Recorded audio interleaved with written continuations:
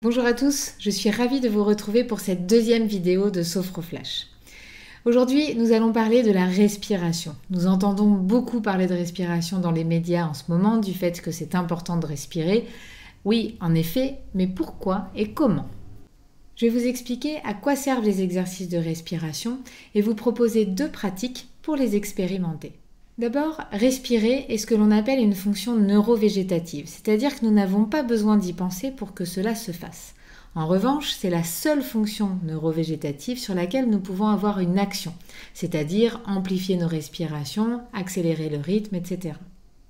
Avant toute chose, j'aimerais vous expliquer ce que sont la respiration thoracique et la respiration abdominale. La respiration thoracique, comme son nom l'indique, est une respiration qui se pratique avec le thorax. C'est lorsque nous respirons uniquement ici. C'est souvent une respiration que nous assimilons au stress puisqu'elle se situe en haut de l'abdomen et qu'elle est un petit peu coupée. Elle concerne, elle, uniquement le haut des poumons. Lorsque nous respirons avec le thorax, nous remplissons uniquement le haut des poumons. La respiration abdominale, quant à elle, remplit le bas des poumons et se pratique avec le ventre. Je vous expliquerai ça tout à l'heure. Elle s'appelle respiration abdominale et également respiration diaphragmatique puisqu'elle fait intervenir ce muscle qui est sous notre thorax qui s'appelle le diaphragme, qui a une forme de parapluie qui est assez grand. On dit également que le diaphragme est le siège des émotions. Donc cette respiration a un intérêt aussi tout particulier, en effet, dans la façon d'apprivoiser nos émotions. La respiration thoracique est une respiration plutôt dynamisante que nous allons utiliser par exemple lorsque nous sommes fatigués, après manger l'après-midi, etc. Elle est très efficace. La respiration abdominale ou diaphragmatique est-elle plus utilisée pour apporter de la détente et également de la concentration et vous allez comprendre tout à l'heure pourquoi. Alors pourquoi utiliser notre ventre dans la respiration puisque en effet l'air ne va pas jusque dans notre ventre. Lorsque nous inspirons, l'air entre par le nez ou par la bouche, vient remplir nos poumons, gonfler notre cage thoracique. Et puis notre diaphragme, ce muscle qui est sous le thorax, lui va baisser à l'inspire. À l'expire, le diaphragme remonte, la cage thoracique se rétracte et nos poumons se vident. Lors de la respiration abdominale, nous gonflons notre ventre. Cela va ainsi permettre au diaphragme de descendre, d'avoir ainsi une plus grande amplitude pour ouvrir la cage thoracique et ainsi remplir nos poumons. Et à l'expire, le fait de rentrer notre ventre, de le rétracter, va permettre au diaphragme de remonter, la cage thoracique de se rétracter et aux poumons de se vider. Et tout ça de manière beaucoup plus ample lorsque nous faisons entrer le ventre dans ce processus. Alors la respiration, on en parlait tout à l'heure, elle permet en effet d'apprivoiser nos émotions, de mieux les apprivoiser. Elle permet également d'envoyer de l'oxygène à toutes les petites cellules de notre corps, elles en raffolent, et pas seulement celles sur le système respiratoire, mais de la tête jusqu'à nos pieds. La respiration permet de détoxifier le corps, elle permet d'améliorer la posture, de diminuer le stress, l'anxiété, etc., etc. La respiration est également un outil central dans nombre d'exercices en sophrologie. La maîtriser permet donc plus d'amplitude et donc d'efficacité dans les pratiques. Au départ, quelques respirations suffisent, à la fois pour pouvoir les placer facilement dans votre planning, le temps qu'elles deviennent une habitude dont vous ne pourrez plus vous passer. Et puis également pour éviter de trop ventiler au départ si vous prenez des respirations amples. Alors je vous invite à expérimenter tout de suite, en plaçant une main sur votre thorax et l'autre sur votre ventre, puis à observer votre respiration, sans essayer pour le moment de la modifier, simplement observer ce qui bouge. Est-ce que c'est plus au niveau de votre ventre ou bien de votre thorax? Nous nous plaçons en observateur, simplement observer ce qui se passe.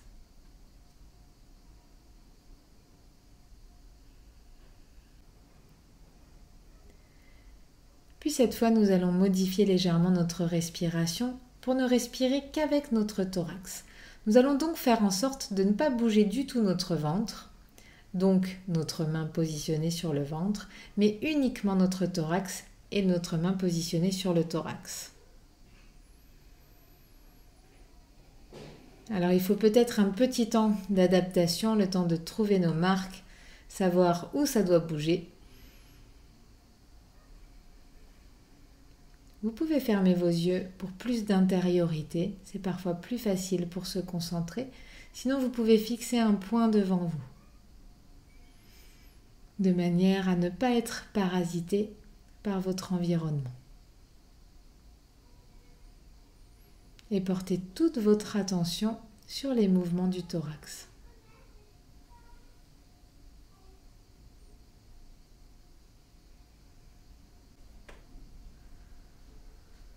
Puis nous reprenons une respiration naturelle, une respiration personnelle, durant laquelle peut-être à la fois notre thorax et également notre ventre sont en train de bouger.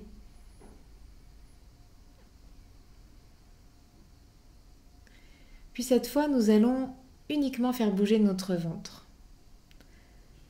À l'inspire, nous gonflons le ventre, à l'expire, nous le rétractons.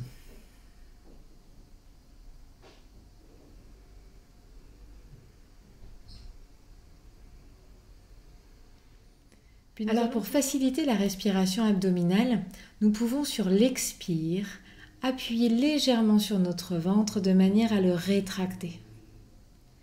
Sur l'inspire suivant, le ventre naturellement va se gonfler et nous pourrons ainsi prendre notre rythme. Sur l'expire, le ventre se rétracte, nous pouvons légèrement appuyer sur notre ventre. Sur l'inspire suivant, le ventre se gonfle. Et nous continuons. Sur l'expire, le ventre se rétracte. Sur l'inspire, le ventre se gonfle.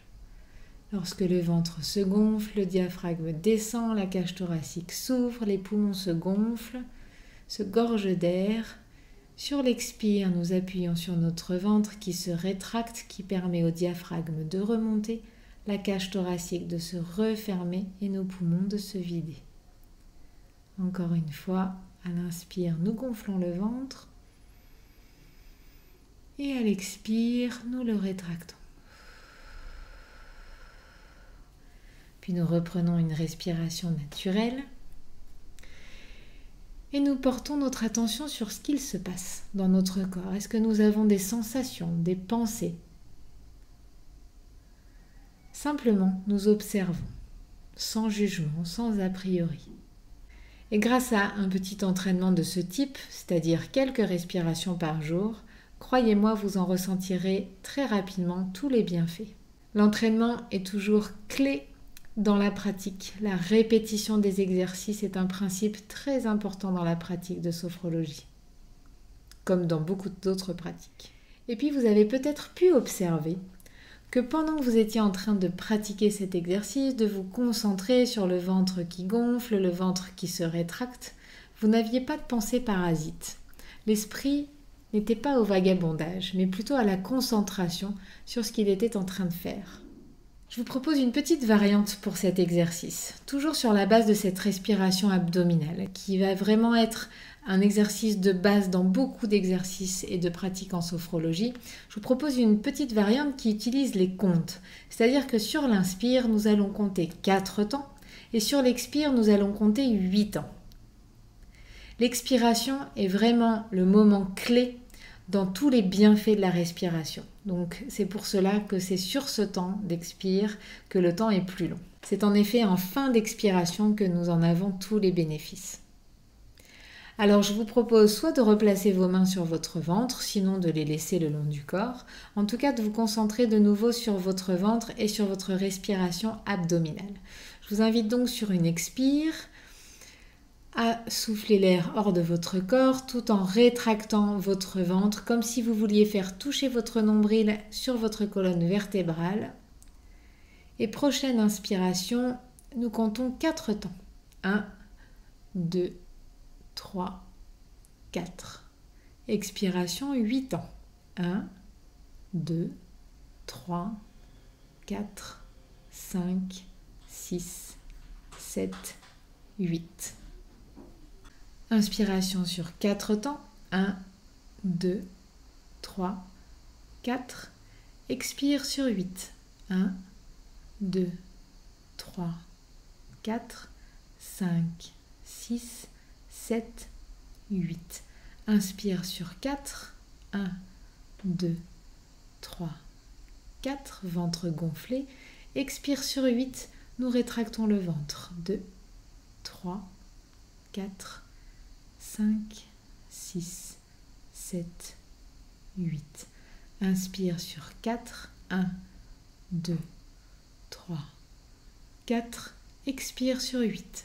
1, 2, 3, 4, 5, 6, 7, 8. Et nous continuons. Inspire sur 4 et expire sur 8 ensuite.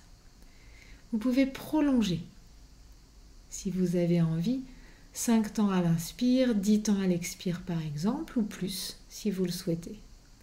L'essentiel étant de garder ce rythme sur quelques respirations, de manière à pouvoir inspirer pleinement et expirer pleinement, sans manquer d'air à la fin. Puis sur la fin de la prochaine expiration, vous pourrez reprendre une respiration naturelle, personnelle, et pendant quelques instants, observez comment vous vous sentez. Observez vos sensations, observez tous les phénomènes qui émergent. Sans jugement, sans a priori, simplement observez. En laissant complètement notre corps vivre ces nouvelles sensations, en nous imprégnant de tous les bienfaits de cette respiration abdominale, comme si nous avions fait une nouvelle mise à jour, dont nous garderons tous les bienfaits dans les heures et dans les jours à venir.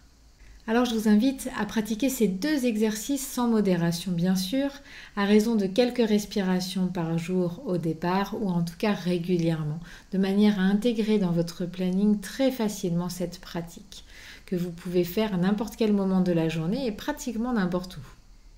En tout cas, il y a une chose très importante lorsque vous pratiquez, c'est d'être complètement attentif à ce que vous êtes en train de faire. Pratiquer les exercices en pensant à ce que vous allez faire ce soir ou demain n'a pas grand intérêt. Il vaut mieux faire 3 respirations de manière complètement consciente, complètement concentrée, plutôt que 30 respirations en pensant à autre chose.